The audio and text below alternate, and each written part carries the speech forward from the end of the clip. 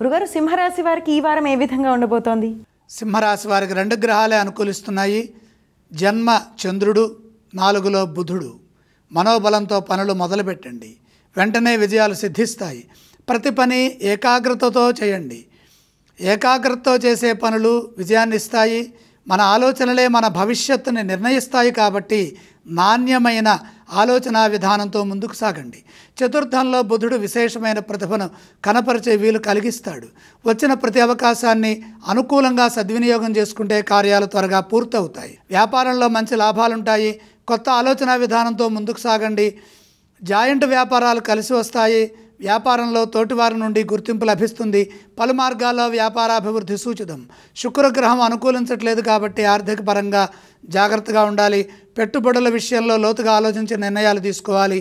వృత్తి ఉద్యోగాల్లో గతానుభవాన్ని వినియోగించాలి. తోటివారిని సంప్రదించి పనిచేయటం ద్వారా ఉద్యోగంలో విఘ్నాలు తొలగుతాయి. అలాగే ఈ రాశివారు ఏ స్తోత్రాన్ని పఠించాలి ఈ వారం? సింహరాశి వారు శ్రీ సుబ్రహ్మణ్యేశ్వర స్వామి వారిని స్మరించడం మంచిది. సింహరాశి వారు ఏ ఆలయాన్ని సందర్శించాలి ఈ వారం?